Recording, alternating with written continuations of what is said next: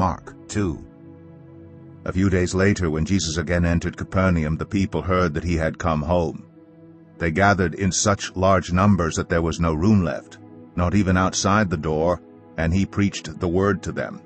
Some men came bringing to him a paralyzed man carried by 4 of them. Since they could not get him to Jesus because of the crowd, they made an opening in the roof above Jesus by digging through it, and then lowered the mat the man was lying on. When Jesus saw their faith, he said to the paralyzed man, "Son, your sins are forgiven." Now, some teachers of the law were sitting there thinking to themselves, "Why does this fellow talk like that? He's blaspheming. Who can forgive sins but God alone?" Immediately Jesus knew in his spirit that this is what they were thinking in their hearts, and he said to them, "Why are you thinking these things? Which is easier, to say to this paralyzed man, 'Your sins are forgiven,' or to say, 'Get up, take your mat, and walk'? But I want you to know that the Son of Man has authority on earth to forgive sins." So he said to the man, "I tell you, get up, take your mat, and go home." He got up, took his mat, and walked out in full view of them all. This amazed everyone, and they praised God, saying, "We have never seen anything like this." Once again Jesus went out beside the lake. A large crowd came to him, and he began to teach them. As he walked along, he saw Levi, son of Alphaeus, sitting at the tax collector's booth. "Follow me," Jesus told him, and Levi got up and followed him. While Jesus was having dinner at Levi's house, many tax collectors and sinners were eating with him and his disciples, for there were many who followed him.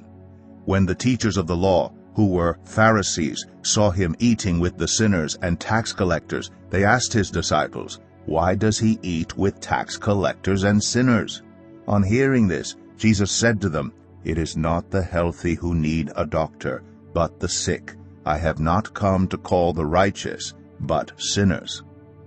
Now John's disciples and the Pharisees were fasting.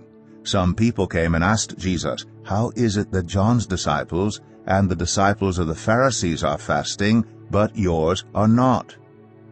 Jesus answered, "How can the guest of the bridegroom fast while he is with them? They cannot, so long as they have him with them. But the time will come when the bridegroom will be taken from them, and on that day they will fast. No one sews a patch of unshrunk cloth on an old garment. Otherwise the new piece will pull away from the old, making the tear worse. And no one pours new wine into old wineskins. Otherwise the wine will burst the skins, and both the wine and the wineskins will be ruined. No, they pour new wine into new wineskins."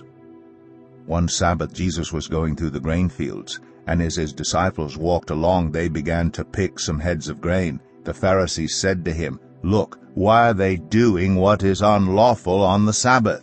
He answered, "Have you never read what David did when he and his companions were hungry and in need?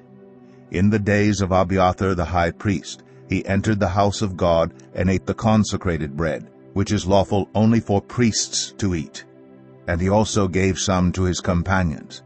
Then he said to them, 'The Sabbath was made for man, not man for the Sabbath. So the Son of Man is Lord even of the Sabbath.'"